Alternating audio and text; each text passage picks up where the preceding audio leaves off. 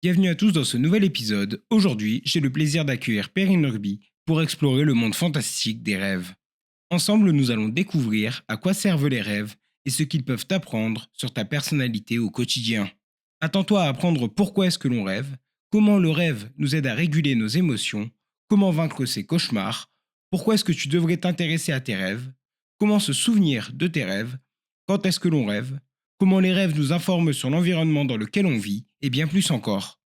À la fin de cet épisode, tu comprendras pourquoi rêver est essentiel au bon fonctionnement de ton organisme. Tu repartiras aussi avec des outils simples et concrets pour mieux te souvenir de tes rêves et dire adieu aux cauchemars. Un deuxième épisode sortira la semaine prochaine, dans lequel nous verrons comment analyser tes rêves et les bénéfices que cela pourrait t'apporter. Si le sujet t'intéresse et que tu as envie d'aller plus loin, je t'encourage vivement à lire le livre de Perrine, Rêver pendant le confinement, ce que le rêve nous apprend sur le vécu des Françaises et des Français.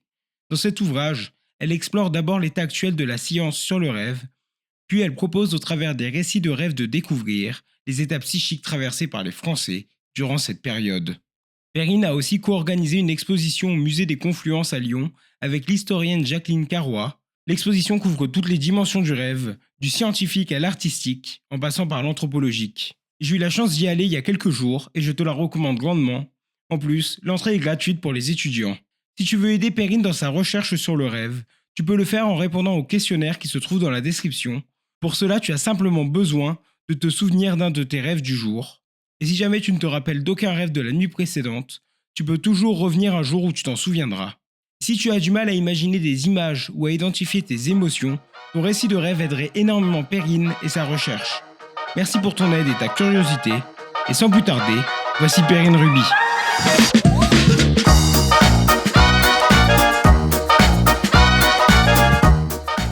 Bonjour Perrine. Bonjour. Pour commencer l'épisode, je vous propose de vous présenter, de nous dire qui vous êtes, sur quoi est-ce que vous travaillez, depuis quand. Alors, je suis Perrine Ruby, je suis chercheuse en neurosciences cognitives à l'INSERM, au Centre de recherche en neurosciences de Lyon, et je co-dirige une équipe qui s'appelle Perception Attention de Mémoire. Du coup, on est 5 chercheuses, et mon thème de recherche principal, c'est le rêve, et du coup, dans ce cadre-là, je m'intéresse aussi au sommeil, à la cognition et aux émotions pendant le sommeil. Mais vraiment, mon cœur de métier, c'est la recherche sur le rêve. C'est un thème de recherche qui est assez peu développé par le monde encore actuellement, bien qu'il y ait un gros intérêt sur cette question-là depuis tout le temps, hein, de la part des humains de toutes les époques et de toutes les cultures. Et du coup, on est assez peu nombreux. Du coup, c'est toujours un sujet qui a manqué d'argent pour la recherche. Mais actuellement, ce qui est intéressant, c'est qu'il y a le Musée des Confluences de Lyon qui s'est emparé du sujet, qui a proposé une vaste exposition sur cette question-là, du coup, qui m'a sollicitée pour être la référente scientifique. Et c'est une exposition qui est assez intéressante, puisque ça doit être une des plus grosses qui ait jamais été produite sur le sujet.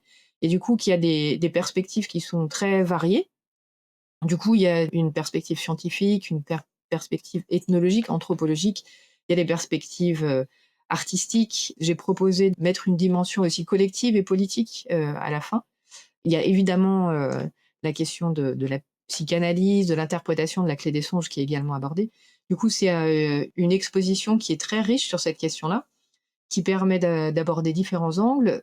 Du coup, c'est en ce moment au Musée des Confluences à Lyon, et elle est ouverte jusqu'à août 2025.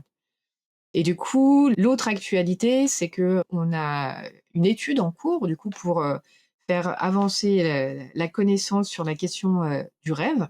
Du coup, qui évidemment, chaque étude de recherche propose des réponses, mais aussi appelle de nouvelles questions.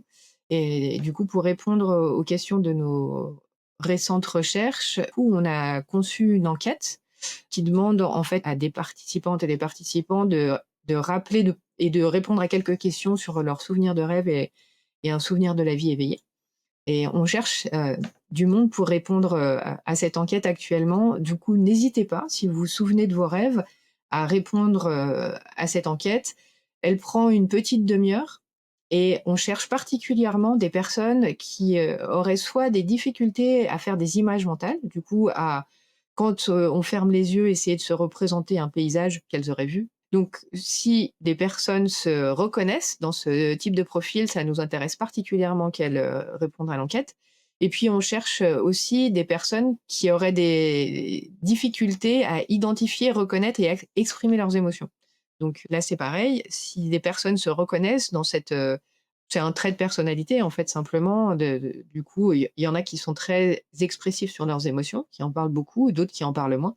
Donc si vous vous reconnaissez dans la catégorie de peu porter d'attention et d'expression de vos émotions et ou d'avoir peu d'image mentale, dans ces cas-là, ça nous intéresse particulièrement que vous répondiez à cette enquête et de manière générale, même si vous rentrez pas dans ces catégories, c'est très important pour nous, qu'on ait le plus de réponses possible. Donc merci plus à tous ceux qui voudraient bien répondre à ce questionnaire. On mettra le lien du coup dans la description de l'épisode pour que tout le monde puisse s'y rendre.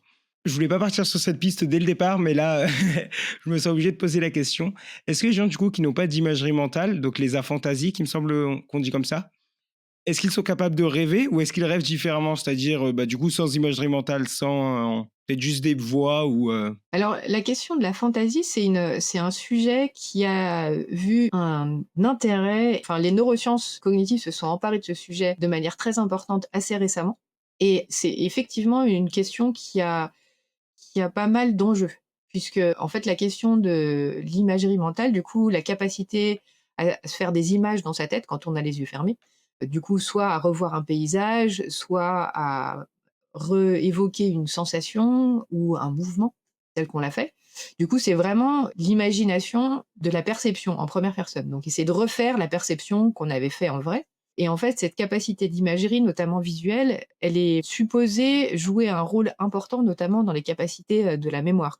Du coup, les personnes qui arrivent pas à faire ces images mentales, il me semble qu'elles sont pas, je pense que c'est pas très documenté parce qu'apparemment on arrive très bien à vivre en n'ayant pas d'image mentale, et comme on n'est pas dans la tête des autres, on le sait pas forcément. Mais au vu de la littérature que je connais, c'est pas quelque chose de très fréquent en termes de proportion de personnes dans la population.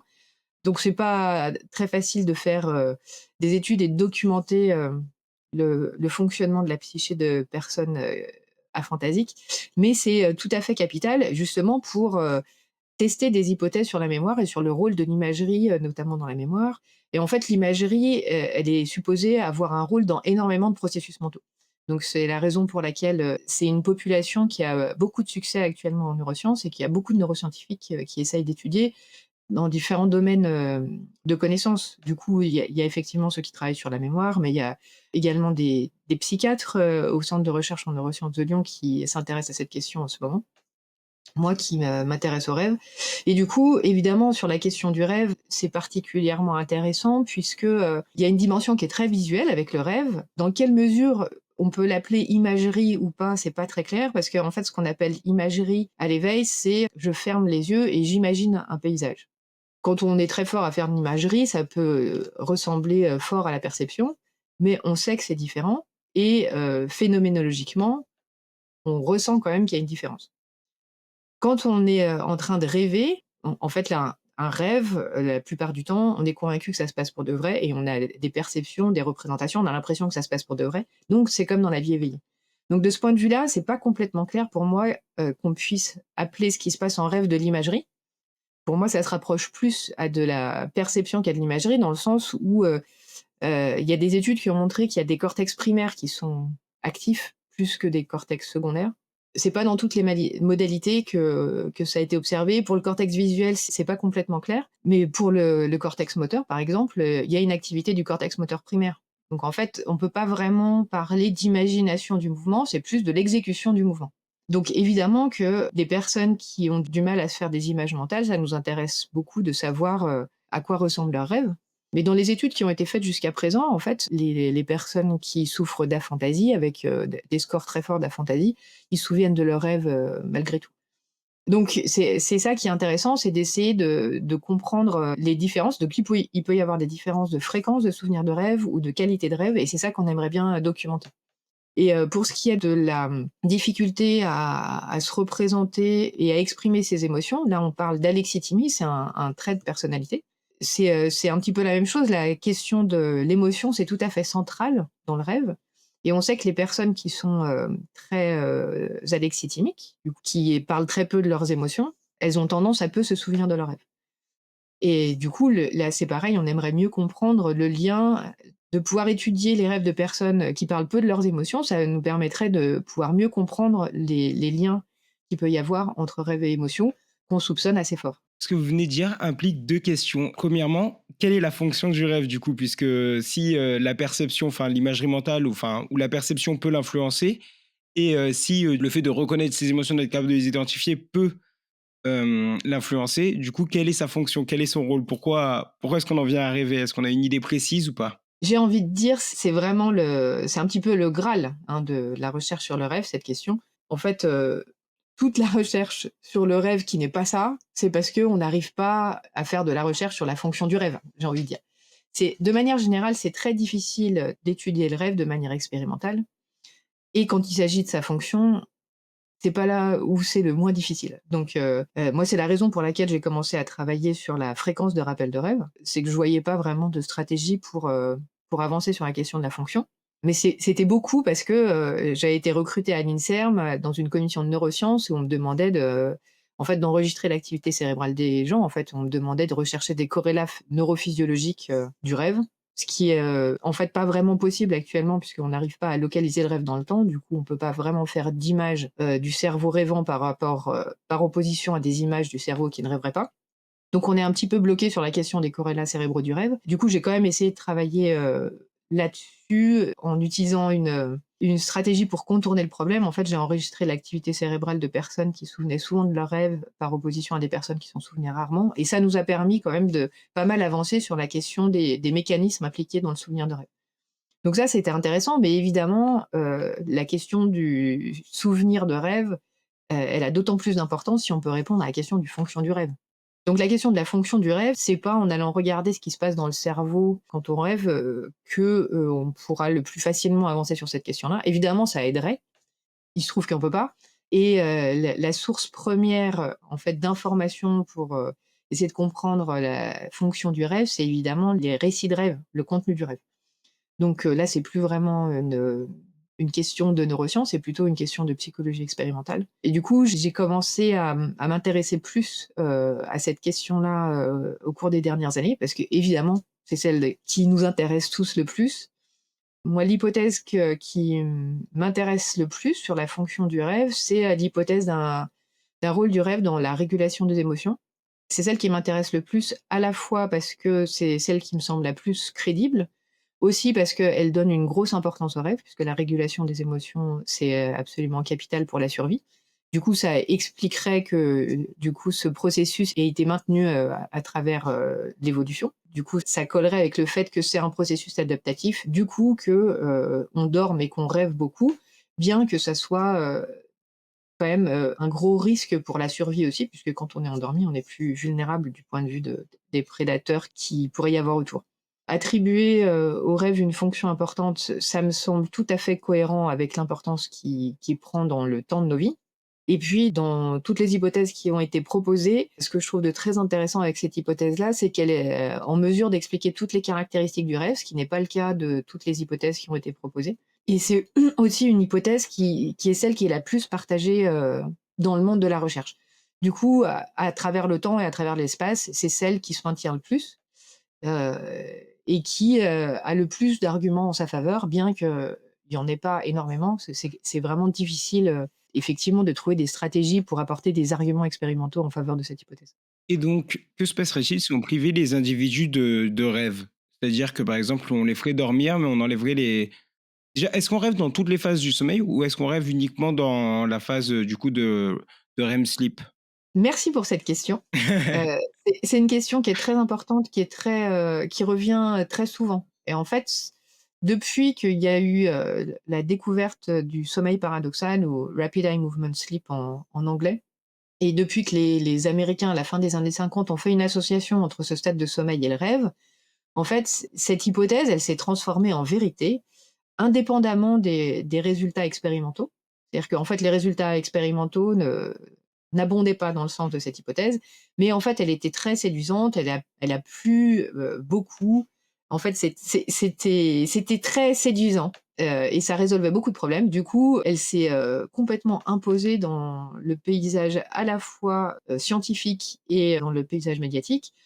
Et du coup, il y a énormément de personnes actuellement qui sont convaincues qu'on ne rêve qu'en sommeil paradoxal. Du coup, les personnes en sont convaincues, les journalistes en sont convaincus et on entend énormément ça, dans les médias, encore actuellement, alors que ça a été complètement remis en question. C'est-à-dire qu'il n'y a jamais eu de données qui ont vraiment soutenu cette hypothèse-là et ça fait longtemps qu'il y a eu énormément, d'études qui ont montré qu'on pouvait rêver dans tous les stades de sommeil, même du coup au cours du sommeil lent qui précède la première phase de sommeil paradoxal. Donc alors que vous avez encore fait aucun sommeil paradoxal, on vous réveille et vous vous souvenez d'un rêve. Donc il n'y a pas du tout besoin de sommeil paradoxal pour se souvenir d'un rêve et donc on peut tout à fait, se souvenir, d'un rêve à n'importe quel moment de la nuit. On peut se souvenir d'un rêve au réveil de tous les stades de sommeil. Donc ça, c'est important de l'avoir en tête. Dans quelle mesure il y a des moments du sommeil où il n'y a pas de rêves qui sont produits? Ça, c'est une question à laquelle on a énormément de mal à répondre, puisque quand vous vous réveillez et que vous n'avez pas de souvenir de rêve en tête, en fait, on n'est pas en mesure de savoir si c'est qu'on a oublié le rêve ou qu'il n'y a pas de rêve qui a été fait. Donc ça, c'est un petit peu une question, sans réponse actuellement. Mais vu que quand on réveille des personnes à tous les stades de la nuit, du début jusqu'à la fin de leur sommeil, quand on les réveille, on peut tout le temps avoir des souvenirs de rêve. Le plus probable, c'est quand même que, on passe beaucoup de temps de notre sommeil à rêver.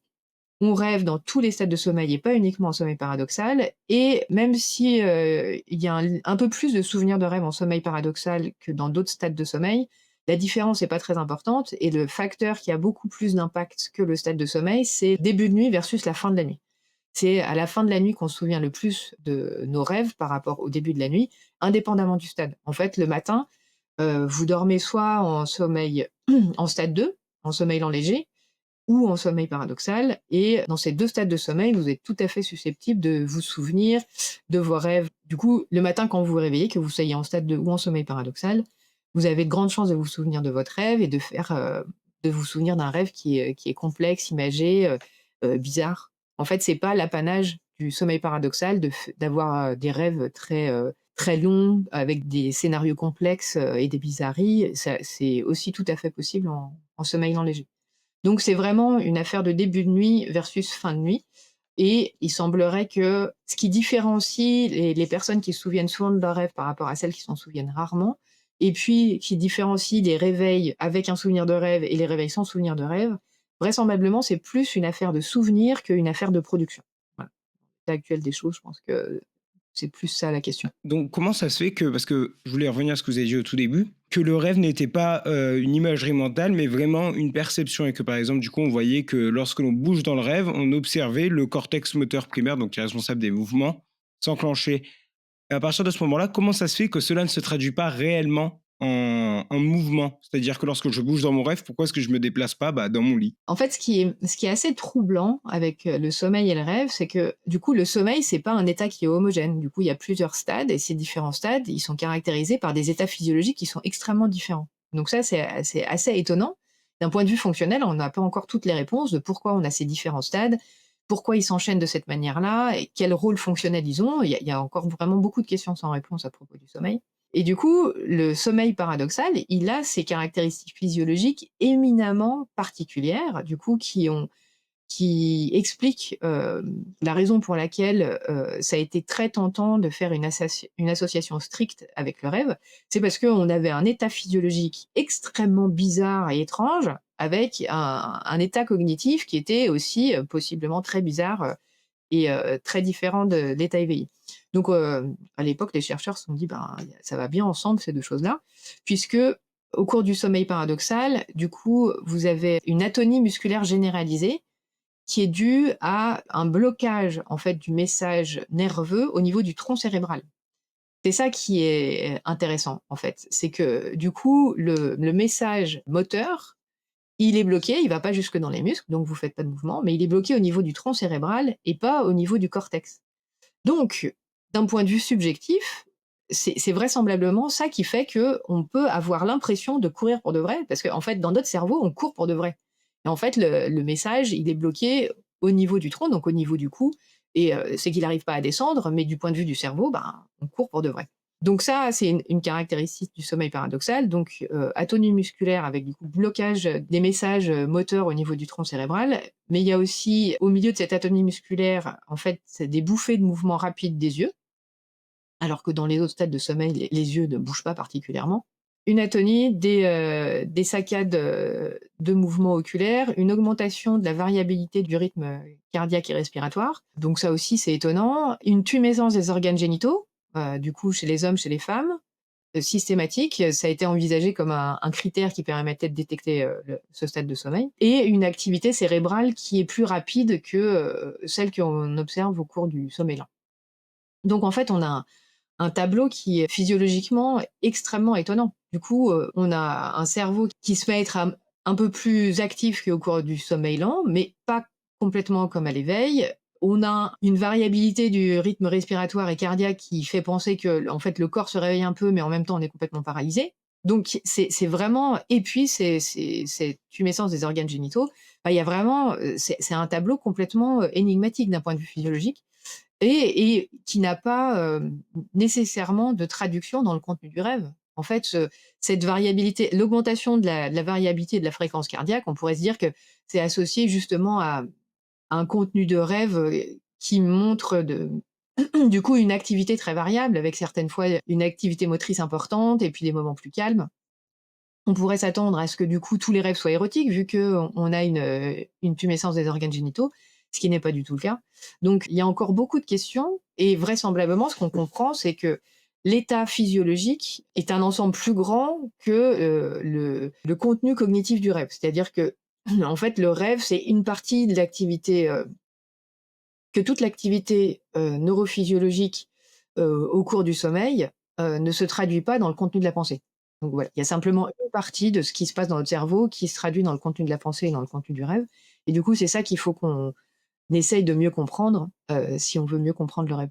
Et pourquoi est-ce que quand l'on court ou que l'on se bat dans un rêve, on a cette impression de ralenti avec cette frustration de, par exemple, on court, mais on a l'impression d'aller super lentement comme s'il y avait une résistance. Et pareil, j'avais les mêmes choses, en tout cas personnellement, quand si on fait des rêves où on va se battre ou quoi que ce soit, où les coups sont retenus, et pareil, il y a cette résistance, etc. À quoi est-ce que c'est dû? Est-ce qu'on peut l'expliquer justement par le fait que, vu qu'il y a une paralysie motrice, entre guillemets, il n'y a peut-être pas les retours, du coup, comme d'habitude, quand on fait un mouvement où on fait le mouvement, mais en même temps, on a les retours, du coup, par la moelle épinière des mouvements qu'on est en train de faire. Est-ce que c'est ça qui, du coup, peut causer ce petit problème phénoménologique ou est-ce que ça vient de toute autre chose? Ou plutôt il y a une fausse boucle, hein, je pense qui se fait. Du coup, il y a un faux retour sensoriel qui permet de croire que, du coup, ça se passe pour de vrai. Mais du coup, ce faux retour sensoriel, du coup, en sommeil paradoxal, vous avez ce blocage, du message moteur au niveau du tronc cérébral. Quand vous avez une lésion du tronc cérébral, du coup, il y a plus de blocage moteur et effectivement, les personnes, qui ont ce type de lésion se mettent à faire des mouvements dans leur sommeil paradoxal. Du coup, vu que le message, du cortex moteur arrive, jusque dans les muscles. Donc là, on constate que, effectivement, le blocage est au niveau du tronc cérébral. S'il y est pas, on fait des mouvements pour de vrai. Mais ce qui est tout à fait remarquable, c'est que les personnes qui font ces mouvements pendant un sommeil paradoxal, qui peuvent être très intenses, c'est des mouvements complexes, ça peut être des batailles, ça peut être des cris, enfin c'est tout à fait remarquable. C'est pas des petits mouvements, ça peut être vraiment des mouvements à la fois forts et amples. Ce qui est tout à fait remarquable, c'est que ça ne réveille pas les personnes. Et du coup, c'est ça qui fait dire que, en fait, il y a probablement une illusion physiologique qui est totale. C'est-à-dire qu'en fait, le message est envoyé et il doit y avoir un faux retour, sensoriel qui nous permet de rester dans cet état-là, sans qu'on sorte, de l'état de sommeil. Puisque là, apparemment, ces personnes, qui ont une lésion du tronc cérébral et qui font des mouvements pendant leur sommeil, elles n'arrivent pas à tenir compte, en fait, de l'information, sensorielle qui revient, notamment qu'elles se cognent contre, la barre de leur lit, qu'elles se sont fait mal et cetera. Donc ça, c'est la première chose. Après, sur la question de l'explication du contenu du rêve, je pense que là, c'est vraiment important d'avoir en tête. Je pense que ce qui est intéressant avec le contenu du rêve, c'est d'essayer de le comprendre dans le cadre d'une hypothèse fonctionnelle. Et moi, ce que je trouve de très séduisant avec, l'hypothèse fonctionnelle d'un rôle du rêve dans la régulation des émotions, c'est que, comme je disais précédemment, on arrive effectivement à comprendre un petit peu toutes les caractéristiques du rêve si on le voit comme, en fait, un lieu d'expression des émotions telles qu'on les ressent à l'éveil, sans les barrières de la censure, des normes sociales. Du coup, si on voit ça comme, un terrain où nos émotions pourraient s'exprimer, sans ces contraintes de l'éveil, En fait, on a un petit peu tous les ingrédients nécessaires pour faire ça. C'est-à-dire que, petit 1, on est hem, dans une simulation du monde, je ne sais pas s'il faut l'appeler comme ça, mais on est dans une expérience qui ressemble au monde éveillé. On est convaincu que ça se passe pour de vrai, ce qui est capital pour que, en fait, l'émotion puisse être ressentie, aussi intensément, qu'à l'éveil. Et on est dans un monde où il y a une tolérance à la bizarrerie et à l'impossibilité, donc ça dérange pas du tout la personne qui est en train de rêver. Et on a un degré de liberté qui est total. En fait, tout est possible. Et ce qui me semble très intéressant, c'est que c'est une caractéristique forte du monde onirique et que ça me semble assez improbable qu'elle soit là, par hasard. Du coup, ça me semble intéressant de la rattacher à un rôle fonctionnel. Et en fait, ce degré de liberté totale où tout est possible et indépendamment des règles et cetera, il me semble que ça prend tout son sens et tout son intérêt si on le voit d'un point de vue, justement émotionnel. C'est-à-dire que ce total degré de liberté, en fait, ça permet de faire des propositions et de créer des situations et d'induire des sensations que, en fait, on ne pourrait pas faire à l'éveil et du coup d'induire des émotions particulièrement fortes, nouvelles et de faire des nouvelles propositions dans ce domaine-là. Et d'ailleurs, c'est tout à fait remarquable, en fait. En général, les bizarreries, ça fait partie de ce qui est intéressant avec le rêve, c'est les émotions que ça suscite ou les émotions que ça suscite pas. En fait, les incohérences, c'est ça qui est très intéressant, de constater quand on se réveille, parce qu'il y a tout à fait, il y a évidemment des rêves qui sont peu émotionnels, mais quand on se réveille, ce qui est toujours très intéressant, c'est d'aller chercher, regarder les bizarreries et d'aller observer, en fait, ce qui est différent dans le rêve par rapport à la vie éveillée et de voir ce qui induit soit votre absence d'émotion, soit votre émotion. Et ça, en général, ça vous permet, heu soit de prendre conscience, soit de voir différemment, des émotions que vous auriez pu, vivre à l'éveil. Et en tout cas, c'est vraiment un ensemble, le fait de croire que ça se passe pour de vrai, d'être tolérant à la bizarrerie et que, du coup, absolument tout soit possible, comme la coexistence de contraires, par exemple, toutes ces choses-là, ça a vraiment du sens si on le voit, dans l'idée que on est dans un monde où le sujet, c'est l'émotion. Ma compréhension actuelle du rêve et de son rôle dans la régulation émotionnelle, ça serait, pour moi, en fait, le rêve, utiliserait, au moins 3 mécanismes pour, atteindre cet, objectif de, régulation des émotions. Il y aurait d'abord la possibilité, le recours à simplement l'expression de l'émotion telle qu'on l'a vécue à l'éveil. Du coup, ça pourrait être un mécanisme qui est un petit peu cathartique. En fait, le fait de vivre l'émotion, dans toute son intensité au cours du rêve, ça permettrait de s'en débarrasser ou d'en prendre, une certaine distance. Ça serait un premier mécanisme. Un autre mécanisme, et qui a l'air d'être vraiment celui qui est le plus important, celui qui est dominant, ça serait un mécanisme de transformation du souvenir. En fait, ça, c'est une autre caractéristique forte du rêve, c'est que en général, il n'incorpore jamais des souvenirs entiers. En fait, il prend des éléments de souvenir, soit un personnage, soit une partie de la scène. C'est très rarement, l'entièreté du souvenir qui est incorporé dans le rêve et du coup, c'est un de ses super pouvoirs, en fait. C'est évoquer un souvenir en prenant certains éléments, mais en transformant le souvenir et la transformation, elle a pour objectif de pouvoir exprimer l'émotion telle que, soit on n'a pas pu la vivre, à l'éveil, soit de la laisser s'exprimer de manière métaphorique. C'est vraiment ça, quelque chose de tout à fait remarquable, vis-à-vis du monde onirique. C'est cette pensée extrêmement élaborée qu'est la métaphore.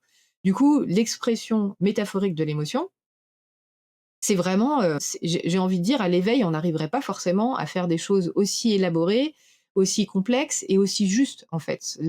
Très souvent, les métaphores du rêve, elles sont vraiment remarquables de justesse. C'est-à-dire que vous vous réveillez et vous dites: «Mais oui, c'est exactement ça que ça me fait vivre», notamment pendant la pandémie. Du coup, on a récolté beaucoup de rêves pendant le premier confinement. Les rêves qui ont été rapportés, les métaphores utilisées pour exprimer ce que les gens ressentaient, c'était incroyable. C'était, incroyable de justesse, quoi, et certaines fois de complexité. Ça va chercher des représentations symboliques qui sont exactement les bonnes pour dire: «Eh ben, oui, ce que je ressens en ce moment, c'est que je suis en prison. Ce que je ressens en ce moment, c'est que, je suis enfermé et j'ai risque d'être dans d'une répression coercitive. Je peux plus sortir de chez moi, il y a un état policier» et toutes ces choses-là, sont extrêmement bien représentés dans le rêve avec, des images et des métaphores qui sont, percutantes et extrêmement justes. En fait, pour moi, le rêve, c'est un lieu d'expression, c'est un lieu de vérité émotionnelle. En fait, c'est là où, les émotions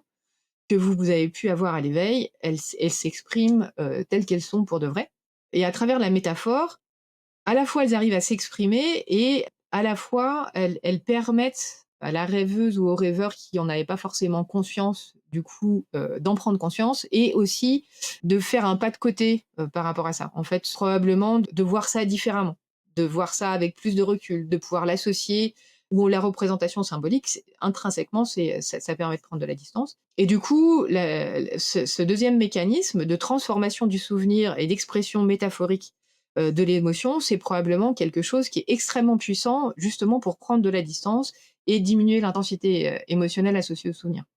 Et on a d'ailleurs constaté ça au laboratoire. Du coup, on a pu identifier dans une étude où on a demandé à des participantes et des participantes de raconter leurs rêves et de faire des liens avec, les souvenirs de leur vie éveillée.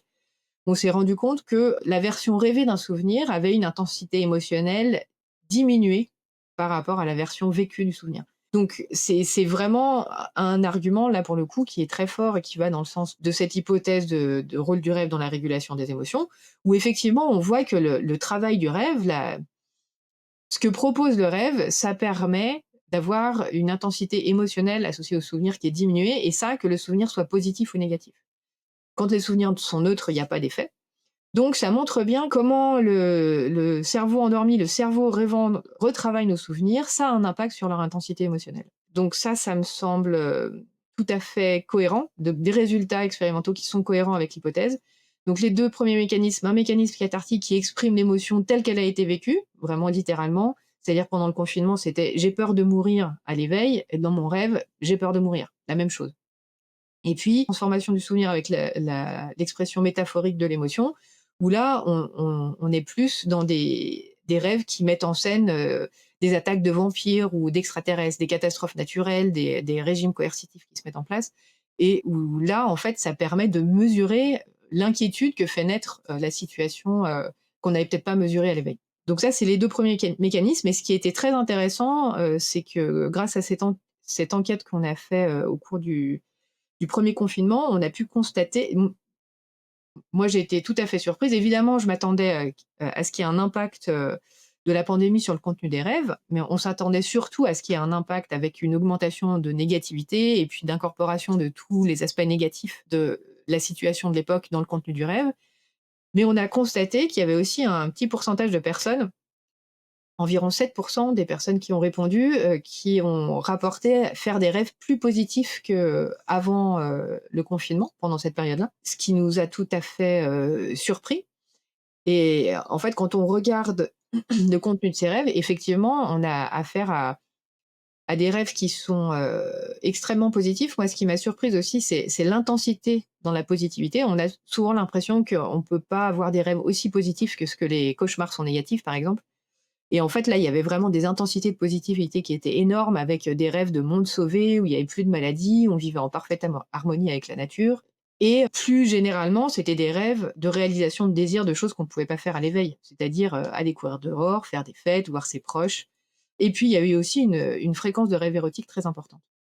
Et du coup, ça donne l'impression que le 3e mécanisme, que semble pouvoir utiliser le rêve pour réguler nos émotions, c'est un mécanisme qui serait lui, tout simplement de compensation. Que quand on a un vécu très négatif à l'éveil, en fait, le rêve nous propose de contrebalancer tout ça par quelque chose de beaucoup plus positif pendant le temps de notre sommeil, qui nous permet de rééquilibrer la balance émotionnelle, notre état émotionnel très probablement.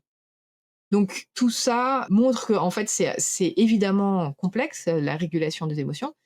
Du coup, c'est pas étonnant selon moi qu'il y ait différents mécanismes qui puissent être impliqués.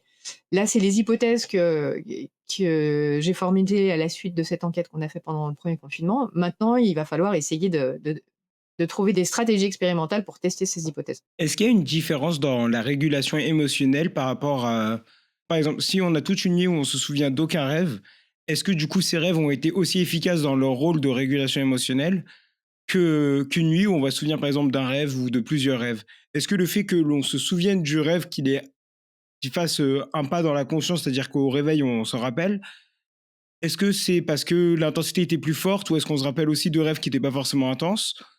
Et est-ce que ça fait une différence dans son utilité? Ouais. Alors je vais commencer par, finir de répondre à la question précédente qui était, est-ce qu'il y a un lien entre, en fait, pourquoi certaines fois on sent, les mouvements retenus, dans certains rêves, qu'on se sent empêché et ralenti? En fait, je pense qu'il faut voir, n'importe quel contenu de rêve comme, une manière le rêve, en fait, il propose des ce qu'il met en scène, c'est censé induire des émotions, en fait. Et du coup, en fait, l'empêchement, c'est ce que le rêve utilise pour, faire ressentir quelque chose. Moi, c'est comme ça que je le vois. Donc le contenu, en fait, la bizarrerie, elle est pour moi en lien avec, ce que le travail du rêve, ce qu'il est en train d'essayer de proposer et notamment d'un point de vue émotionnel. C'est du coup forcément intéressant d'essayer de se pencher sur le contenu du rêve, d'essayer de faire des liens avec sa vie éveillée et d'essayer d'observer en fait ce que ça nous fait, à la fois ce que ça nous fait ressentir et comment ça nous fait ressentir. C'est pourquoi en fait de me sentir bloqué, et ben, ça me met dans tel état, à quoi ça me fait penser, qu'est-ce que ça m'évoque par rapport à ma vie éveillée. Ouais, il faut vraiment voir le rêve comme, le lieu de, propositions de situations qui induisent des émotions et dans ces cas-là, effectivement, tout est possible, et toutes les bizarreries diverses et variées, sont aussi très bienvenues et des outils précieux pour pouvoir, induire des émotions, tout un panel d'émotions assez précises. Et du coup, pour ce qui est du souvenir, effectivement, est-ce que on se souvient plus, des rêves qui sont très émotionnels de ceux qui sont que ceux qui sont moins émotionnels? On a évidemment envie de penser ça, puisque, à l'éveil, on sait que l'émotion a un impact sur la mémoire. Ça a été bien montré, hein, l'impact, des émotions sur la mémoire, mais quand on regarde bien les études qui ont été faites, en fait, la taille de l'effet est pas très importante. C'est-à-dire qu'effectivement, il y a un bénéfice avec, les souvenirs émotionnels qui sont mieux rappelés que les souvenirs, neutres. Mais la taille de l'effet est quand même pas très importante. Souvent, il faut avoir un très grand nombre de sujets et un très grand nombre de répétitions pour réussir à mettre en évidence l'effet. Donc c'est pas un effet massif et majeur non plus. Ce qui est intéressant, c'est qu'à l'éveil, il a été montré que c'est pas la valence qui a un impact, hein, c'est l'intensité. Donc que ce soit positif ou négatif, c'est pareil, ce qui compte, c'est l'intensité. Et donc il y a un petit effet. Et du coup, chacun de nous l'aura constaté, en fait, on se souvient de choses émotionnelles, mais on se souvient de aussi beaucoup d'autres choses. Ou alors on peut considérer que la majorité de ce qu'on vit est émotionnel, ça c'est une autre possibilité, mais globalement, l'émotion apporte un plus, mais en termes de la solidité de la mémoire, une fois de plus, l'effet est pas énorme. Du coup, pour ce qui est du souvenir de rêve, c'est certain que quand vous avez des rêves qui sont extrêmement émotionnels, un cauchemar par exemple, la définition d'un cauchemar, c'est un rêve très négatif, un rêve qui fait peur, jusqu'à vous réveiller. Du coup, là, c'est l'intensité de l'émotion qui vous réveille. Donc, effectivement, si vous êtes réveillé par une intensité d'émotion forte, pendant que le rêve est en cours, ben, vous vous en souvenez. Donc ça, c'est vrai pour intensité négative comme pour intensité positive. Mais pour autant, vous vous souvenez aussi de beaucoup de rêves qui étaient tout à fait neutres et triviaux. Donc, il y a probablement un impact de l'émotion par l'intermédiaire de la science, c'est-à-dire que du coup, c'est probablement des rêves qui arrivent plus facilement à la conscience. Mais il y a aussi un impact, du moment du réveil. En fait, si vous vous réveillez, pendant que votre rêve est en mémoire à court terme, bah, vous vous en souvenez, quel que soit le contenu émotionnel. Et du coup, de fait, on se souvient de beaucoup de rêves, qui sont neutres, positifs ou négatifs. Toutes les catégories sont représentées. Du coup, c'est pas complètement, évident de répondre à la question. C'est difficile de pas penser qu'il y ait pas un impact de l'émotion qui facilite le souvenir, mais quelle est l'ampleur de l'impact? C'est ça qui est pas clair. Est-ce que le fait de rêver, d'avoir conscience de ses rêves, donc parce que parfois par exemple là, ces dernières nuits, j'ai eu ça pas mal. J'ai un rêve qui est pas forcément intense. J'ai l'impression de me réveiller, mais je sais pas vraiment si je me suis réveillé, c'est-à-dire que le matin, je me rappelle du rêve, mais je sais pas vraiment si je me suis réveillé entre 2 rêves ou si les 2 rêves se sont enchaînés avec plus ou moins une phase noire au milieu, quoi. À quel point est-ce que le fait de se rappeler de ses rêves corrèle avec, du coup, un sommeil qui a une moins bonne qualité? Parce que est-ce que ça implique plus de réveil ou est-ce que simplement une vie de rêve intense, enfin, entre guillemets, une vie, de sommeil intense corrèle avec, du coup, un sommeil qui est moins reposant? Ou est-ce que ça a aucune incidence? Alors c'est pareil, je finis de répondre à la question précédente. D'abord, du coup, c'était est-ce qu'on se souvient plus des rêves intenses émotionnellement ou pas? Est-ce que ça a un impact sur leur fonction? Quant à l'impact sur la fonction, en fait, je pense que tel que je vois le rôle du rêve dans la régulation des émotions actuellement, c'est pour moi, c'est une fonction qui s'applique qu'on se souvienne ou pas du rêve. Pour autant, en fait, si vous vous souvenez du rêve, en fait, c'est un témoin de ce qui s'est passé, des processus de régulation, qui ont été, mis en place pour atténuer l'intensité émotionnelle des souvenirs ou, rétablir une bonne balance émotionnelle. Et en fait, le fait de se souvenir du rêve, ça permet probablement et de se pencher dessus, ça permet de prolonger le processus de régulation probablement. Puisque l'idée du rôle, du sommeil et du rêve dans la régulation des émotions actuellement, c'est que c'est un processus qui est itératif. Ça se passe pas en une nuit, ça se passe en plusieurs nuits. Du coup, si vous repartez du rêve et du coup vous vous penchez sur ce que le rêve a proposé, du coup, ça vous permet à la fois d'identifier, des sujets d'importance, les sujets émotionnels pour vous et de poursuivre ce travail de prise de conscience et de perspectives différentes que le rêve a proposé. Donc probablement, ça permet de poursuivre un petit peu le travail qui a été fait pendant la nuit et c'est pour ça que des souvenirs de rêve sont très utilisés en psychothérapie et qui sont précieux. Parce que du coup, ils permettent effectivement, à minima d'identifier les sujets d'importance, quoi. La question de la fonction, a priori, elle s'applique qu'on s'en souvienne ou pas. Peut-être un petit mot vis-à-vis de ça, les collègues canadiens, Torrey et Nielsen, qui en 2007 ont proposé le modèle neurocognitif du cauchemar, du coup ont proposé un rôle du rêve dans la régulation des émotions. Et dans leur modèle, leur idée, c'était que quand le processus de régulation échoue, en fait, c'est ça qui aboutit à un cauchemar. C'est ça qui explique le cauchemar. En fait, si le processus de régulation n'arrive pas à se mettre en place pour diverses raisons, l'émotion n'est pas régulée et ça aboutit à un cauchemar. Donc pour eux, le cauchemar, c'est, un témoin d'un échec du processus de régulation. Alors c'est absolument pas grave en soi, tout le monde fait des cauchemars une fois de temps en temps. Du coup, échouer une fois, ça arrive à tous les processus, à tout le monde tout le temps. Un échec, c'est pas grave et pour vous donner un exemple, en fait, dans la population générale au Canada, là, du coup, les collègues avaient fait une étude sur, quelques milliers de personnes, si je me souviens bien, et ils avaient trouvé une fréquence de cauchemars dans la population étudiée qui était, de un peu moins de 1 par mois. Donc, vous avez moins de 12 cauchemars par an. Donc chez les adultes en bonne santé, les cauchemars, c'est très rare en fait, c'est très peu fréquent. Du coup, ce qu'on appelle les cauchemars fréquents, c'est au moins une fois par semaine.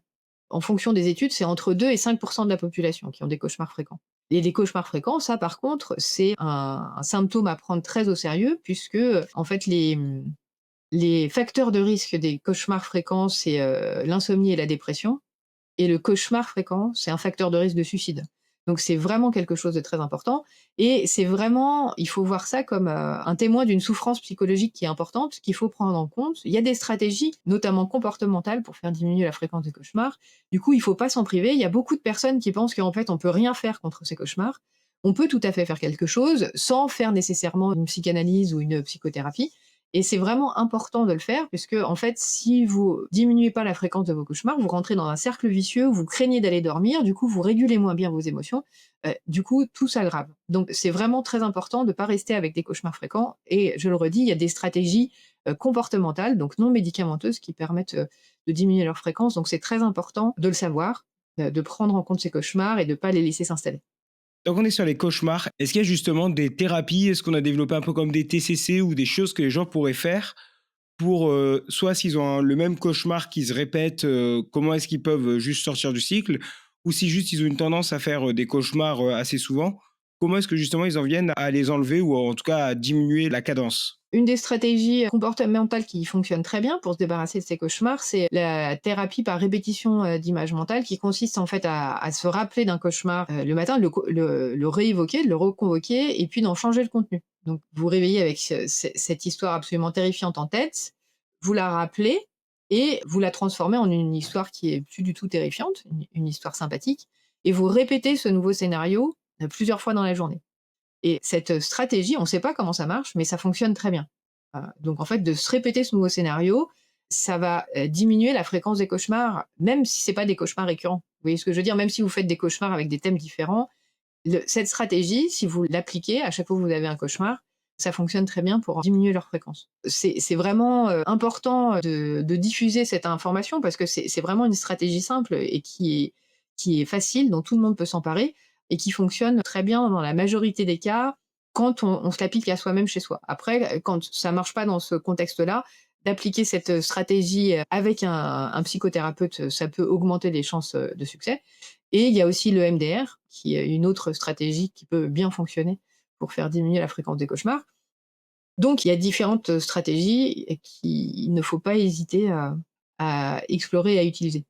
J'avais vu qu'ils ajoutaient à la première technique aussi de l'apprentissage associatif où ils ajoutaient soit une note de piano plaisante ou une odeur et qu'après ils la laissaient diffuser pendant le sommeil ou ils laissaient diffuser la note pendant le sommeil pour que quand la personne commence son cauchemar, elle entende la note entre guillemets en fond ou sente l'odeur et que ça vienne justement influencer le rappel du nouveau scénario.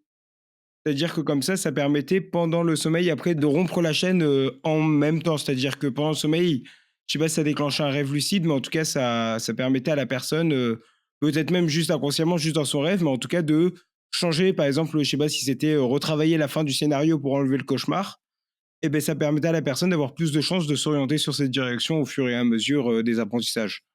À partir du moment où il y a des stratégies comportementales qui fonctionnent très bien, qui sont pas coûteuses ni, financièrement, ni psychologiquement, qui sont utilisables à la maison, qui fonctionnent très bien, je trouve que c'est pas utile, en fait, d'aller chercher ailleurs ou, d'autres stratégies.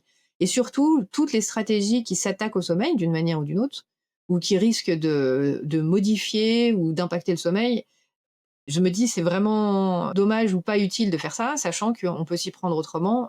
Parce qu'évidemment, ce que j'espère tout le monde aura compris en fond de cet entretien, c'est que le sommeil, c'est tout à fait capital, hein, pour, être en bonne santé.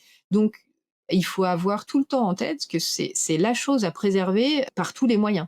Donc votre, sommeil, c'est précieux et il faut tout faire pour que ça se passe bien, que vous ayez le temps de dormir, que vous ayez un sommeil qualitatif. Donc si vous faites des cauchemars, il faut essayer de diminuer la fréquence des cauchemars et il faut tout faire pour essayer de diminuer les interférences et tout ce qui pourrait, troubler le sommeil. Donc effectivement, prendre conscience de son rêve et envisager une stimulation qui favorise la prise de conscience et cetera. Localement parlant, effectivement, si vous le faites, ça peut fonctionner.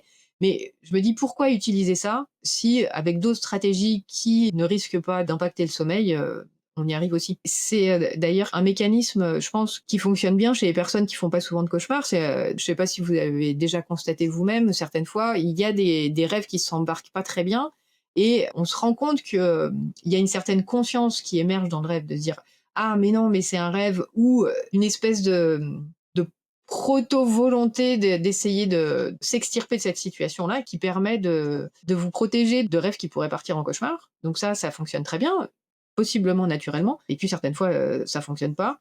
Ça fait un cauchemar, ça c'est pas grave et donc ça c'est un mécanisme, naturel, j'ai envie de dire et du coup, autant que faire se peut, en fait, il faut laisser le sommeil tranquille. Voilà, intouché. Du coup, si on peut avoir un impact sans toucher au sommeil, je pense que c'est vraiment mieux. Quel est l'impact, du fait de se rappeler de ses rêves et cetera ou d'avoir une vie endormie intense? Est-ce que ça a un impact justement sur la qualité du sommeil au final? Ou est-ce que c'est juste si on se réveille après un rêve, bah, c'est le fait qu'on soit réveillé qui impacte la qualité du sommeil et pas tellement le fait qu'on ait rêvé? Ça, j'ai beaucoup travaillé sur cette question-là, sur la question du souvenir du rêve et il faut avoir en tête que, il y a vraiment beaucoup de facteurs qui ont un impact sur le souvenir de rêve. Donc c'est vraiment très multifactoriel ces affaires-là. On avait parlé précédemment de l'impact du cycle circadien, c'est-à-dire de l'alternance jour-nuit et du fait qu'on se souvient plus de ses rêves le matin que, en début de nuit. Ça, c'est un paramètre qui influence la fréquence de rappel de rêve. Il y a le stade de sommeil. Un des paramètres qui a le plus d'influence, c'est le fait de s'intéresser à ses rêves. En fait, si vous vous intéressez à vos rêves et que vous faites un carnet de rêves, vous allez, augmenter à la fois la fréquence de vos souvenirs de rêve et à la fois la longueur de vos souvenirs de rêve. Ça fonctionne extrêmement bien. On ne sait pas pourquoi, mais ça fonctionne extrêmement bien et c'est probablement le paramètre qui a le plus d'impact. Et puis ce qu'on a beaucoup étudié au laboratoire, c'est effectivement le rôle des éveils. Du coup, il y avait des collègues en 69, Kulak et Goodenough, des Américains, qui avaient proposé que, en fait, le cerveau endormi, il fait pas la même chose que le cerveau éveillé. Ouais, c'est un peu un enfonçage de porte ouverte, mais vraisemblablement, d'un point de vue fonctionnel, c'est pas pour rien. C'est-à-dire qu'en fait, il y a une complémentarité entre l'éveil et le sommeil parce qu'il y a des fonctions différentes et du coup, le cerveau éveillé, il peut pas faire les fonctions que fait le cerveau endormi et réciproquement. Ce que ne fait pas le cerveau endormi, pour pouvoir faire autre chose, c'est d'encoder des nouvelles informations en mémoire. C'est-à-dire qu'en fait, vous percevez votre environnement. Vous avez un traitement de l'information pendant que vous êtes endormi, mais par contre, il n'est pas encodé en mémoire. En fait, le traitement de l'information, il se fait pendant que vous êtes endormi, uniquement pour savoir si c'est légitime, si c'est nécessaire de se réveiller pour votre survie, en fait. Est-ce qu'il y a une sirène de pompiers, qui indique qu'il y a un feu et qu'il faut se réveiller? Est-ce qu'il y a une odeur de brûlé qui indique qu'il faut se réveiller? En fait, s'il y a des bruits dans votre chambre, si vous entendez des oiseaux pendant que vous êtes endormi, votre cerveau, il perçoit ça, mais il estime que c'est pas la peine de vous réveiller pour ça, et du coup, s'il estime ça, ben, il efface, l'information et du coup, vous aurez pas de souvenir le matin en vous réveillant, d'avoir perçu toutes ces choses qui vous ont pas réveillé. En fait, le cerveau endormi, il n'encode pas les informations qu'il perçoit. Il retravaille les informations qu'il a, encodées au cours de l'éveil. Donc sachant qu'il n'encode pas de nouvelles informations en mémoire, en fait, ses collègues avaient dit à l'époque, eh ben, que du coup, le cerveau endormi, il peut pas, encoder le rêve et que pour pouvoir avoir un souvenir de rêve, il fallait que le cerveau se réveille. Donc ses collègues avaient proposé à l'époque un rôle fort, une nécessité, d'un réveil pour obtenir un souvenir de rêve. Donc leur idée, c'est que en fait, quand vous faites un rêve, vous avez, toute une histoire, un contenu en fait cognitif qui est en mémoire de travail et du coup, ils avaient postulé que en fait, si vous vous réveillez au moment où le contenu du rêve est en mémoire de travail, dans ces cas-là, vous pouvez vous en rappeler et vous pouvez l'encoder en mémoire à long terme. Pour eux, c'était vraiment une condition nécessaire pour pouvoir, avoir un souvenir de rêve. Donc ils avaient fait cette hypothèse, mais ils l'avaient pas testée. Du coup, nous, on l'a testée au laboratoire en enregistrant le sommeil et l'activité cérébrale de personnes qui se souvenaient souvent de leurs rêves et de personnes qui s'en souvenaient rarement.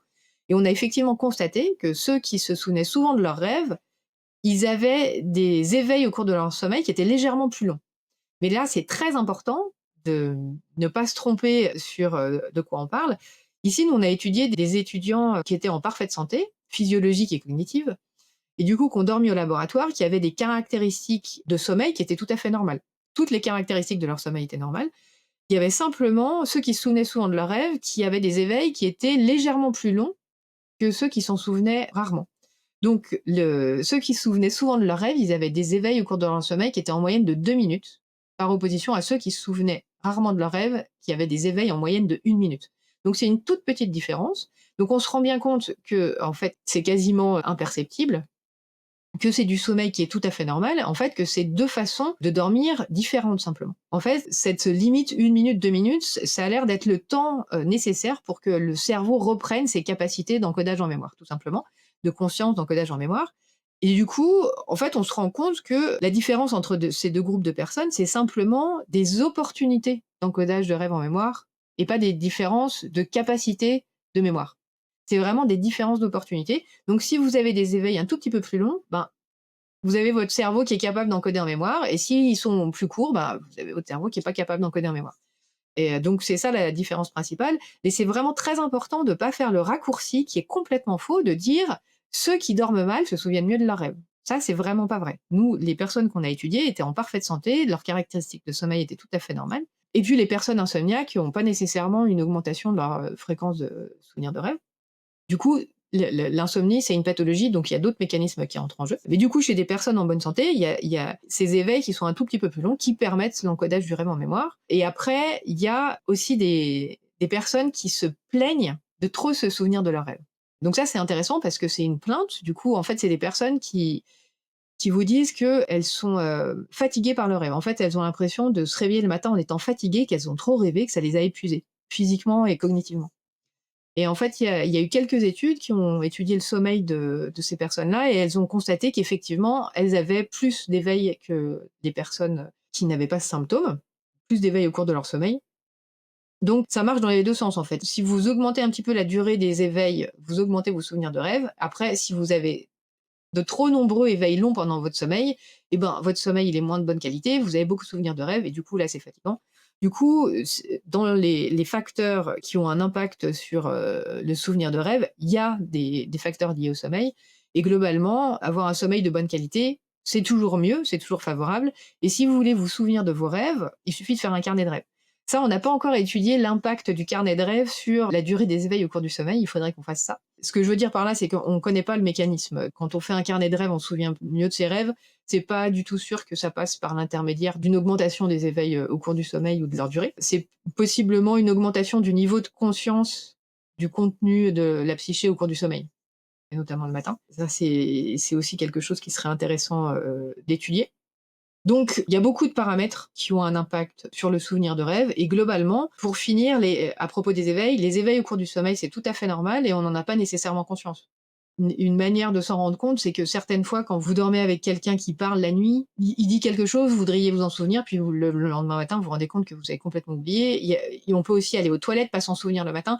On a vraiment le cerveau qui est pas boutiqué pour se souvenir quand on est endormi. Donc même si on se réveille et puis que du coup on a le cerveau qui est de nouveau capable d'encoder en mémoire, en fait, si on se rendort juste derrière, probablement que ça aide pas à garder la trace du souvenir. Globalement, le cerveau endormi encode pas l'information en mémoire et s'il y a des éveils, notamment, ça favorise le souvenir. Mais aussi si on a peut-être un niveau de conscience plus important sur le contenu de la pensée pendant qu'on est endormi, ça favorise aussi la mémoire. Et donc, comme je le disais précédemment, il y a beaucoup de paramètres qui ont un impact sur le souvenir de rêve. Il y a peu de paramètres cognitifs, donc ça c'est, important de l'avoir en tête. Du coup, il n'y a pas de différence de capacité de mémoire entre ceux qui se souviennent souvent de leurs rêves, ceux qui s'en souviennent rarement. Pas de différence de capacité d'imagerie, pour l'instant dans ce qui a été testé. Pas de différence de fluence verbale, donc de capacité à produire du langage. Nous, ce qu'on a observé au laboratoire, c'est qu'il y avait possiblement des différences d'attention qui expliqueraient le fait qu'en fait, avec des différences d'attention et notamment de sensibilité aux stimuli de l'environnement, du coup, ceux qui sont plus, «distractibles» entre guillemets, du coup, ils seraient, plus facilement réveillés au cours de leur sommeil, du coup, ils auraient des éveils un peu plus longs, du coup, ça permettrait de plus facilement encoder leurs rêves en mémoire.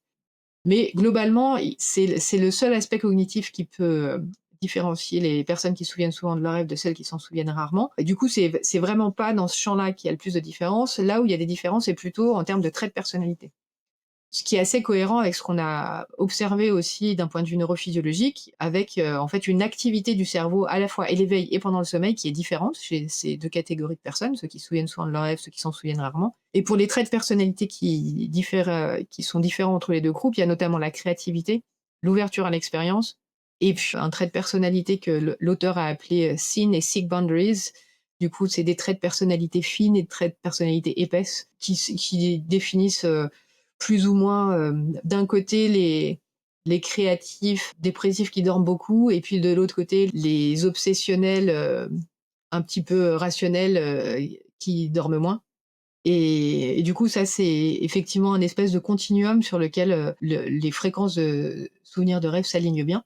Ce qui a été observé jusqu'à présent, ça nous dit plus que ces différentes manières de fonctionner, à la fois physiologiquement et à la fois cognitivement, différentes manières d'appréhender le monde qui expliquent le plus les différences, de rappel de rêve. Et du coup, l'hypothèse qu'on a, c'est qu'il y a quand même probablement un rôle assez important du coup, de son rapport à l'émotion, cette affaire-là. Et comment est-ce que quelqu'un pourrait se souvenir d'un rêve? Donc, par exemple, pour le carnet de rêve, est-ce qu'on le fait tout de suite? C'est-à-dire qu'on se réveille, on vient de se rappeler de son rêve, on va allumer sa petite lampe et écrire, ou on va prendre, par exemple, le téléphone, le dictaphone et on va raconter le rêve et après on va se rendormir pour être sûr d'avoir la trace? Ou est-ce qu'on va attendre le lendemain matin et du coup on va se souvenir de moins de rêves? Oui, alors moi qui forcément me souviens beaucoup de mes rêves et qui m'y intéresse beaucoup, je trouve que c'est une certaine servitude. Du coup, quand j'ai fait un rêve que j'ai trouvé marquant, je trouve que c'est difficile pour moi de pas le noter, du coup ça me prend du temps. Et puis quand, je suis endormie et que j'ai un rêve que je voudrais garder, en fait, du coup ça m'empêche de dormir. Parce que je me dis: «Si je me rendors, je vais l'oublier». Du coup, j'essaye de me répéter les rêves et du coup j'arrive plus à dormir. Du coup, c'est compliqué. C'est certain que c'est extrêmement labile en fait. Si on veut être sûr de se souvenir de son rêve, quand il émerge, quand on en prend conscience, il faut le noter. Après quand on prend l'habitude, en général, quand on en prend conscience et qu'on note les choses un petit peu, importantes qui nous marquent, les choses un peu émotionnelles, en général, on arrive à garder le souvenir le temps de se lever, de prendre son café et de prendre son carnet, quoi. Ça doit faire partie de l'entraînement, qui se passe avec le carnet de rêve, c'est d'entraîner un petit peu la prise de conscience le matin au réveil, je pense. Et la mémoire de travail. Il y a vraisemblablement une affaire de mémoire de travail importante. Il y a une technique que j'ai utilisée, que j'ai appris par Rick Rubin, qui est un producteur de musique, donc rien à voir avec, avec toutes les sciences sur le rêve. Une technique que lui utilise pour se souvenir de ses rêves. Donc, la manière dont je l'ai utilisé, ça a l'air de marcher. Après, je sais pas du coup si ça relève de l'anecdote ou s'il peut y avoir une raison derrière. C'est au moment où on se réveille, que ce soit le matin ou pas, avant de prendre du coup le dictaphone, etc., ou d'écrire, c'est de refermer les yeux et d'essayer de se remémorer le rêve, de refaire le rêve entre guillemets. Et le fait de retracer le rêve fait qu'en fait, souvent je me rends compte que si je retrace le rêve, même si après je me rendors, le lendemain matin, je me rappelle d'une grande partie du rêve, que j'ai retracé. Et une autre technique que lui utilise, que j'ai pas encore eu l'occasion d'utiliser, c'est que si à l'inverse, il y a un rêve dont on veut pas forcément se rappeler ou en tout cas, où on veut pas retourner dedans si on s'endort, c'est de se lever, de marcher un petit coup, de faire un petit peu de mouvement en gros et après du coup de retourner au lit et le fait d'avoir fait du mouvement, ça va briser le fait de pas la chaîne associative mais toi, je sais pas, peut-être le fait de faire du mouvement, ça va faire que du coup on sort de l'état de somnolence et donc on va effacer ce qui se passe avant ou je sais pas comment l'expliquer en fait, je sais pas je sais pas quels seraient les mécanismes. En fait, c'est extrêmement fragile le souvenir de rêve et du coup, on peut se questionner le pourquoi du comment c'est si fragile. En fait, d'un point de vue fonctionnel, on peut envisager que, en fait, c'est pas forcément utile de s'en souvenir puisque la fonction a été, complétée, au cours du sommeil et qu'il y a pas besoin de s'en souvenir pour que la fonction ait eu lieu et comme les souvenirs de rêve, ça peut être des souvenirs qui sont très similaires aux souvenirs de la vie éveillée, ça peut être assez intéressant, de faire en sorte qu'il y ait pas de risque de confusion. Parce qu'évidemment, si on confond des souvenirs de rêve avec des souvenirs de la vie éveillée, certaines fois, ça peut, amener à des résultats qui sont probablement pas très heureux, pas très adaptatifs.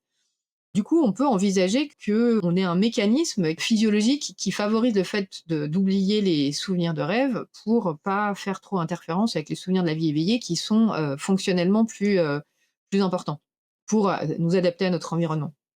Alors du coup, cette stratégie, effectivement, ça a l'air de très bien marcher, hein. Je l'ai beaucoup, entendu, le fait quand vous avez un souvenir de rêve, l'idée, c'est de quand vous en prenez conscience, alors que vous êtes endormi, c'est de surtout pas bouger et essayer de rescanner, de rappeler le rêve, de parcourir le rêve.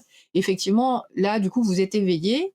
Quand vous faites ça, bah, vous encodez votre rêve en mémoire à long terme. Après, si vous rendormez juste derrière, probablement que ça vous avez la possibilité de quand même d'effacer la trace, mais que moins de chances que si vous l'aviez pas fait. Après, le problème vraiment important, d'abord, le souvenir de rêve, il est labile, possiblement exprès, j'ai envie de dire, et même si vous l'avez encodé en mémoire à long terme parce que vous l'avez bien parcouru avant de vous rendormir, le problème, c'est que contrairement au souvenir de l'éveil, en fait, on n'a aucun contexte, aucun indice d'amorçage. En fait, si vous dites: «Qu'est-ce que j'ai fait hier?» vous dites: «Ah bah oui», vous commencez votre journée, vous avez des repères. Vous dites: «Ben, tel jour, je fais ça», vous commencez à vous rappeler d'un événement et puis vous tirez le fil et vous pouvez toujours, retrouver un événement de la veille à partir duquel tirer le fil. Pour le rêve, en fait, vous avez aucun indice de rien, en fait. Vous savez pas comment chercher, en fait. Si votre, rêve, vous l'avez oublié, vous savez pas si vous avez, rêvé de vous avez aucune idée du lieu, aucune idée du sujet, aucune idée des personnages. Du coup, vous savez pas comment aller chercher et avoir un élément qui vous permet de retrouver votre, souvenir. Donc c'est je pense, c'est aussi une des raisons qui fait que c'est assez compliqué, parce qu'on a certaines fois ce sentiment qu'il est pas loin et d'ailleurs, il y a ce phénomène qui est tout à fait remarquable, de la remontée de tout un souvenir de rêve, la journée à la faveur de la perception d'un stimulus, en fait. Vous voyez, je ne sais pas, une image, vous percevez un son, au cours de votre journée et d'un coup, ça vous rappelle l'entièreté d'un souvenir de rêve que vous aviez pas du tout en tête, le matin au réveil, que vous avez l'impression d'avoir jamais eu en tête, en fait. Du coup, ça montre bien qu'ils sont là, en fait, ces souvenirs de rêve, mais qui sont pas forcément accessibles et les conditions de leur encodage en mémoire à plus ou moins long terme est pas complètement, connues encore, mais là, ce phénomène de je rappelle un souvenir de rêve dont j'avais jamais eu conscience avant, en plein milieu de la journée, c'est vraiment très étonnant parce que ça nous dit, ben oui, on garde des traces en mémoire à long terme de nos rêves, mais on n'y a pas forcément accès. Voilà. Et donc que diriez-vous à quelqu'un qui s'intéresse pas du tout à ses rêves, qui y prête aucune attention? Pourquoi est-ce qu'il devrait s'y intéresser? Qu'est-ce qu'il pourrait découvrir dedans? Comment est-ce que ça pourrait l'aider peut-être, psychologiquement ou en tout cas, comment est-ce que ça pourrait, peut-être orienter son attention sur des problèmes, dont il a pas forcément conscience ou, La question de l'alexithymie, par exemple, je trouve est très intéressante de ce point de vue-là. C'est-à-dire que, du coup, effectivement, j'ai envie de dire, comme je disais, c'est très associé aux traits de personnalité. Il y a des gens qui s'intéressent à leurs rêves, d'autres qui s'y intéressent pas. Qui on est pour leur dire, bah, vous devriez. Moi, j'ai l'impression que c'est assez lié avec cette question émotionnelle, avec ce trait de personnalité, je m'intéresse ou pas à mes émotions. Et effectivement, du coup, ceux qui s'intéressent peu à leurs émotions, c'est aussi, ceux qui ont plus, tendance à ne pas se souvenir de leurs rêves. Mais les forts scores d'alexithymie, du coup, les personnes qui ont vraiment peu d'expression de leurs émotions, qui les identifient mal, Ça a été, montré que ça avait un impact, assez délétère sur la santé des gens, sur la santé physique et psychologique et que du coup, c'est pas favorable, quoi. Quand, on arrive mal à gérer ses émotions, du coup, chez certaines personnes, je peux tout à fait imaginer qu'il y a en fait, ne pas s'intéresser à ses rêves, il y a un côté qui est ne pas s'intéresser à sa vie intérieure, ne pas s'intéresser à ses émotions, ne pas s'intéresser à tout ça. Et on a tous des personnalités différentes et il y en a qui préfèrent ne pas s'y intéresser, d'autres qui préfèrent s'y intéresser. J'ai envie de dire très bien, si tout le monde est en bonne santé. Chez les personnes chez qui, en fait, l'absence d'intérêt envers son monde intérieur et ses émotions finit par avoir un impact délétère, je pense que, du coup, les rêves, ça pourrait être une très bonne manière, un très bon outil pour essayer de se reconnecter à ses émotions et à son monde intérieur. Et que du coup, c'est à la fois un très bon outil et puis c'est aussi assez facile. En fait, si on se souvient pas du tout de ses rêves, on se met à faire un carnet de rêves et du coup, on se met à s'en souvenir et puis ça peut être graduel parce qu'on peut les noter et puis pas trop s'en préoccuper et puis au fur et à mesure, écouter un peu plus ce qu'ils disent, essayer de regarder un peu plus les liens avec sa vie éveillée et cetera. Pour moi, s'intéresser à ses rêves et en tenir compte, les écouter, enfin avoir une oreille et un œil sur ses rêves, c'est un outil de compréhension de soi-même et une aide pour traverser le monde qui est très importante. Après, on a tous des stratégies et des outils différents, mais pour moi, oui, c'est quelque chose, qui est utile. Même si la fonction s'applique, qu'on s'en souvienne ou pas, d'avoir un œil sur, ces productions nocturnes qui participent, selon moi, à la régulation des émotions, j'ai vraiment le sentiment que ça ajoute, que ça permet, d'aller plus loin. Et du coup, est-ce que quelqu'un peut apprendre à analyser ses propres rêves? C'est-à-dire, est-ce qu'il y aurait des outils, des exercices qu'il pourrait faire en plus du carnet de rêve? C'est-à-dire que, par exemple, il a son récit, donc il a son carnet de rêve. Est-ce que c'est que de temps en temps, il vient relire ses rêves, il essaie de voir s'il y a des thèmes en commun? Comment est-ce qu'il aborde ça? Très bonne question. Alors, ça, je trouve que c'est très intéressant parce que la première chose que j'ai envie de dire, c'est à propos, d'interprétation ou d'analyse ou de savoir quoi faire de ses rêves. Je pense que c'est vraiment très important d'avoir en tête que la seule personne qui peut faire quelque chose d'un rêve, c'est la personne qui a fait le rêve. Il y a que cette personne-là qui est en mesure d'en faire quelque chose parce que s'il y a que cette personne-là qui a accès aux associations, aux liens qu'il y a entre le rêve et sa vie éveillée. Personne d'autre n'a cette information-là. Et du coup, c'est par cet intermédiaire-là qu'il y a moyen de faire quelque chose de son rêve. C'est-à-dire donc se rappeler son rêve, essayer de voir ce que ça évoque en nous comme souvenir de la vie éveillée, quelles associations on fait avec notre vie éveillée. Et en général, quand on fait ces associations et puis que aussi on observe la bizarrerie qui est proposée par le rêve, par exemple des inversions, des superpositions ou des superpositions de contraires. Ça, très souvent, ça permet d'éclairer, en fait, soit quelque chose qu'on se refusait à l'éveil ou qu'on voyait différemment ou d'incarner finalement, une perspective qu'on ne voulait pas voir. C'est très souvent informatif sur, d'un point de vue émotionnel, c'est comme, je disais précédemment. Du coup, ça permet, à minima de poser des questions ou de prendre conscience de beaucoup de choses et en fait, c'est très souvent informatif. C'est-à-dire que n'importe qui sans autre connaissance qui fait ça, d'essayer de faire des liens avec sa vie éveillée et d'observer les bizarreries qui sont proposées par le rêve, très souvent, ça permet des réflexions qui sont très aidantes d'un point de vue personnel. Est-ce que vous pourriez donner un exemple de transformation? Donc, par exemple, je ne sais pas si vous avez peut-être un rêve ou quelque chose comme ça, et du coup, de comment est-ce que la personne pourrait le décomposer ou de donner un exemple du coup des superpositions de à quoi est-ce que ça pourrait ressembler justement, de comment est-ce qu'on pourrait décomposer une métaphore ou quoi que ce soit? Mais en fait, ce qui est intéressant avec les métaphores ou toutes les bizarreries, c'est ce que ça vous fait ressentir, hein. Je je ne fais que répéter la même chose, mais ce qui est très intéressant effectivement dans les mécanismes d'inversion ou de superposition, c'est que c'est des choses qui sont pas possibles à l'éveil et du coup qui font ressentir des choses très, troublantes en fait, mais en fait on est pétri de ça puisque évidemment, c'est pas parce que c'est pas possible qu'on les ressent pas. Enfin je veux dire c'est possible dans le monde émotionnel les contradictions. On peut être content et pas content en même temps. On peut, c'est ça toute la complexité de l'âme humaine. Je sais pas si vous avez entendu parler du film À bicyclette qui est sorti récemment, qui est un film, assez remarquable puisque, c'est un père qui a perdu son fils qui parle de la manière qu'il a eu, de vivre son deuil à travers un voyage en vélo, qu'il fait avec un ami sur un trajet qu'avait fait son fils avant de mourir. Il y a une phrase, de l'ami qui l'accompagne dans ce film qui dit, mais c'est fou, du coup, cette histoire, du coup, la mort de ton fils, elle a induit, en fait, les meilleurs moments de ma vie. En parlant de ce voyage qu'ils étaient en train de faire Et du coup, c'est tout à fait remarquable. On entend très rarement ce genre de phrase, mais on est pétri de choses comme ça. Du coup, c'est une espèce d'impossibilité, de contradiction très difficile à accepter à l'éveil, de dire, en fait, un événement absolument atroce et que je n'accepte pas et en même temps, concomitant est la cause de quelque chose d'extrêmement positif. Et du coup, ça, à l'éveil, ça existe peu, on le regarde peu et le rêve nous fait des propositions comme ça, pour nous rappeler qu'en fait, on peut ressentir des contraires. Et du coup, la personne devrait, dans son rêve, essayer justement d'aller, la valeur du rêve serait, pas tellement forcément dans le sens de la métaphore, autant que dans l'émotion qu'elle a amenée.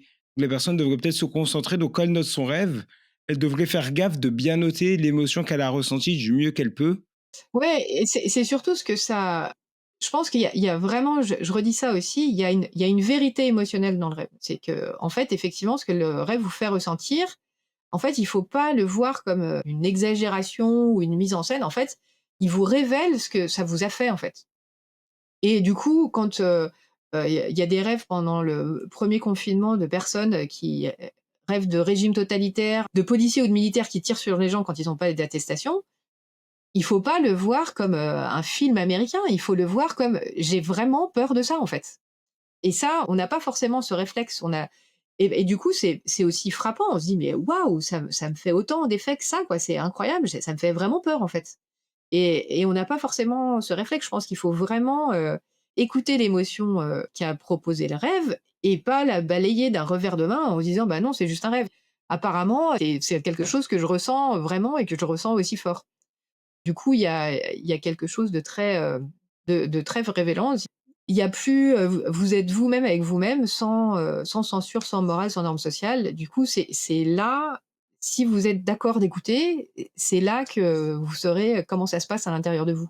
C'est pour ça, en fait, que j'ai en fait, moi, quand j'ai fait cette enquête, j'avais pas du tout l'intention, d'en faire un livre. J'avais l'intention d'en faire une publication scientifique et en fait, quand j'ai lu les rêves qui ont été, envoyés par, des milliers de Françaises et de Français à cette époque-là, en fait, moi, j'étais renversée par ce que j'ai lu. C'était mais vraiment, je trouve renversant cette intelligence émotionnelle, cette capacité de pertinence symbolique absolument invraisemblable et du coup, comme on avait tous vécu la même chose et ben, on arrivait à mesurer la pertinence des métaphores. D'habitude, on n'a pas accès à la vie des gens, donc on peut pas s'en rendre compte.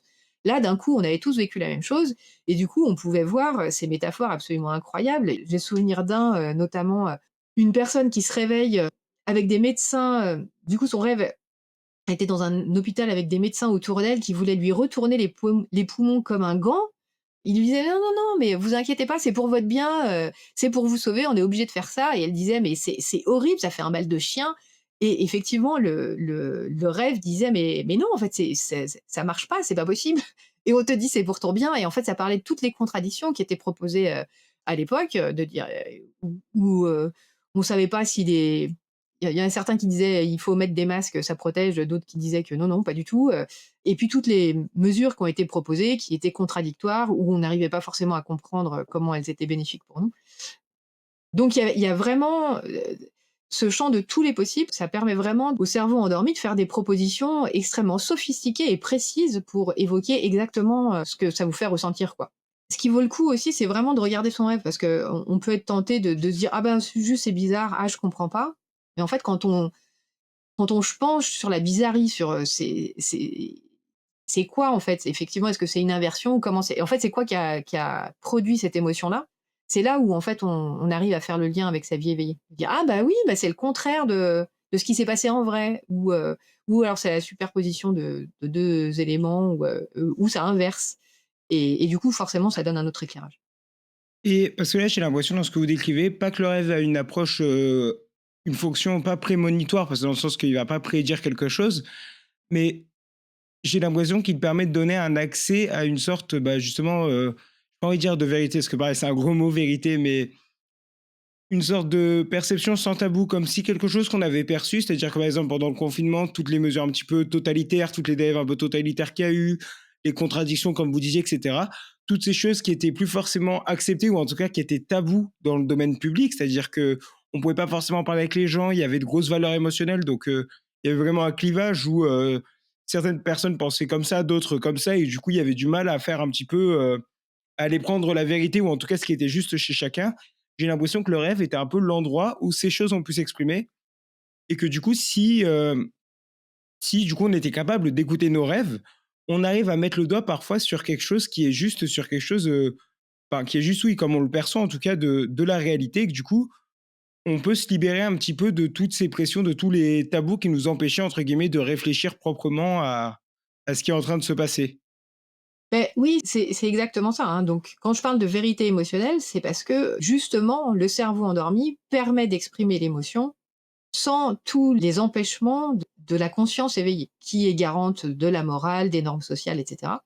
Du coup, là, vous avez accès à l'émotion telle que vous la ressentez, vous la vivez vraiment et que vous avez probablement refoulée ou pas acceptée complètement ou mis de côté à l'éveil. Et du coup, de ce point de vue-là, le rêve qui montre et qui met sur la table l'émotion telle que vous l'avez vécue, ça témoigne, effectivement d'une, pour moi, c'est vraiment le mot juste, hein, ça vous pouvez accéder à votre vérité émotionnelle et ça témoigne aussi d'une liberté énorme puisque, on est très contraint par les normes sociales et du coup, là, si vous regardez votre rêve, vous arrivez à voir vraiment ce qui se passe et moi, c'est pour ça que ça m'a tellement intéressée de faire une enquête sur les rêves des Françaises et des Français à cette époque-là.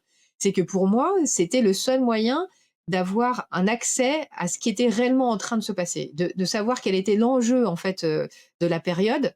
En fait, la seule manière de voir ce que ça faisait vraiment aux gens, c'était d'avoir accès, à leurs rêves et du coup, c'était vraiment très, très impressionnant parce que dans la force, des métaphores, l'intensité émotionnelle et puis aussi on a découvert, des évidemment, nous, on s'attendait à ce qu'il y ait une incorporation dans les rêves de toutes, les préoccupations du moment qui étaient, le virus, la pandémie, la contamination, la mort de soi et de ses proches. Ça, on s'y attendait bien, mais en lisant les rêves, tous les rêves qui nous ont été envoyés, on s'est rendu compte que les préoccupations étaient bien plus vastes que ça.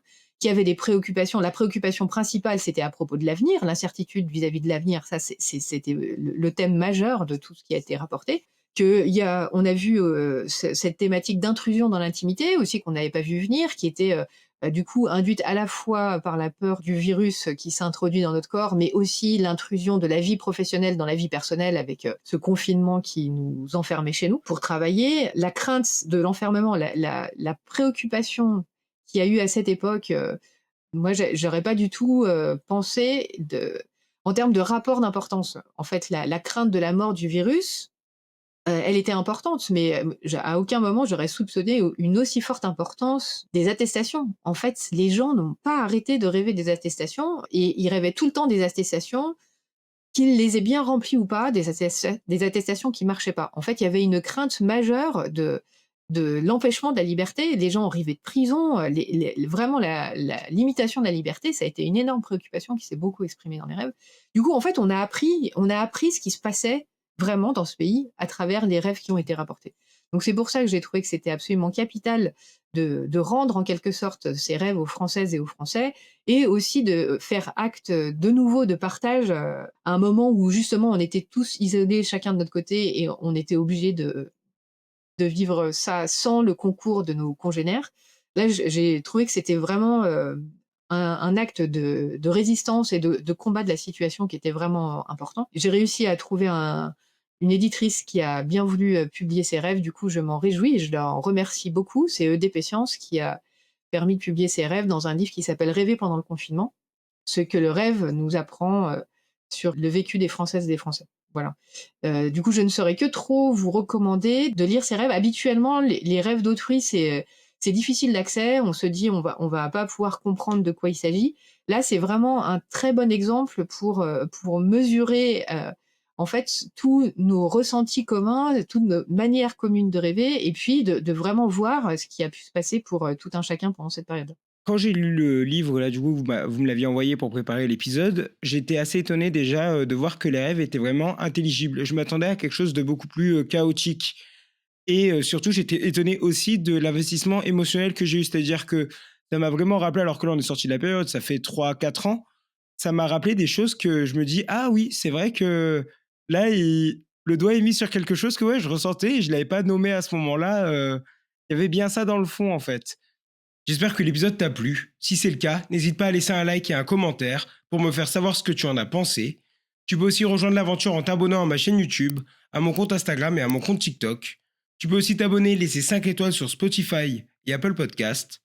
En tant qu'auditeur, je sais qu'on ne réalise pas toujours l'impact d'un abonnement ou d'une note 5 étoiles, mais crois-moi, en tant que créateur, ces petites actions sont cruciales pour améliorer le référencement et continuer à faire grandir ce projet.